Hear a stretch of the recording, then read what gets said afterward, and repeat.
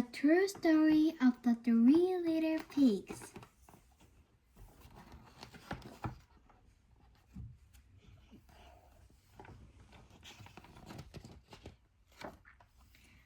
Everybody knows the story of the three little piggies, or at least they think they do, but I'll let you in on a little secret.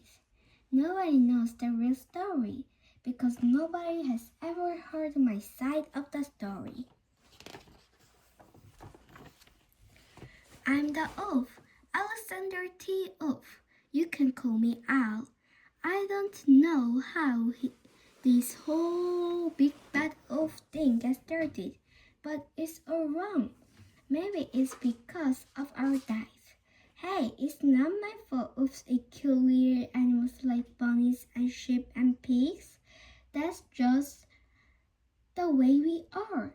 If cheeseburgers were cute, folks would probably think you're big and bad too. But, like I was saying, the whole big bad wolf thing is all wrong.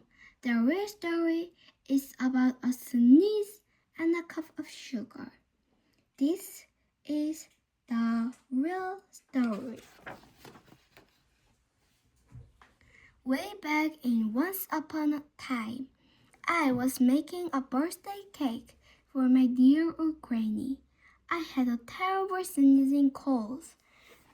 I ran out of sugar. So I walked down the street to ask my neighbor for a cup of sugar. Now, this neighbor was a pig. And he wasn't too brave either. He had built his whole house out of straw. Can you believe it? I mean, who in his right mind would build a house of straw? So, of course, the minute I knocked on the door, it fell right in. I didn't want to just walk into someone else's house, so I called, little pig, are you in? No answer. I was just about to go home without the cup of sugar for my dear old granny's birthday cake. That's when my nose started to itch. I felt a sneeze coming on. Well, I huffed and I snuffed. And I sneezed a great sneeze. And you know what? The whole straw house fell down. And right in the middle of the pile of straw was the first little pig, dead as a doornail. He had been home the whole time. It seemed like a shame to leave perfectly good ham dinner lying there in the straw, so I ate it up. Think of it as a big cheeseburger just lying there. I was feeling a little better, but I still didn't have my cup of sugar. So I went to the next neighbor's house. This neighbor was the first little pig's brother. He was a little smarter, but not much. He had built his house of sticks. I rang the bell on the stick house. Nobody answered. I called, Mr. Pig, are you in? He yelled back, go away, Wolf. You can't come in. I'm shaving the hairs on my chin.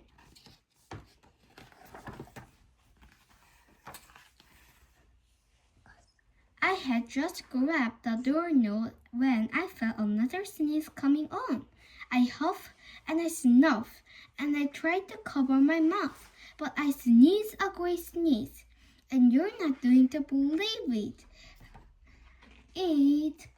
But this guy's house fell down just like his brother's. When the dust cleared, there was the second little pig dead as a doornail. Oops, oh no. Now, you know food will spoil if you just leave it out in the open.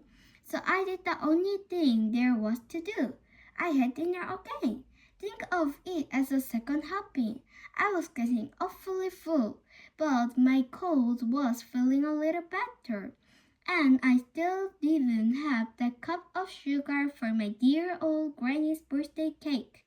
So I went to the next house. This guy was the first and second little pig's brother. He must have been the brains of the family. He had built his house of bricks. I knocked on the brick house. No answer. I called, Mr. Pig, are you in? And do you know what that rude little porker answered? Get out of here, Oaf. Don't bother me again. Talk about impolite. He probably had a whole sack full of sugar, and he wouldn't give me even one little cup for my dear sweet old granny's birthday cake. What a pig! I was just about to go home, and maybe I make a nice birthday card instead of a cake. When I felt my cold coming on, I huffed, and I snuffed, and I sneezed once again. Then the third little pig yelled, and your old granny kid, sit on a pen. Now I'm usually a pretty clever fellow, but when somebody talks about my granny like that, I go a little crazy. When the cops drove up, of course I was trying to break down the pig's door. And the whole time I was huffing and puffing and sneezing and making a real sense.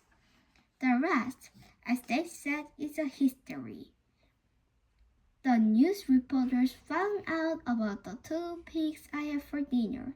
They figured a sick guy going to borrow a cup of sugar didn't sound very exciting, so they jazzed up the story with all of that huff and puff and blow your house down. And they made me the big bad wolf. That's it. The real story. I was framed. But maybe you could loan me a cup of sugar. The end.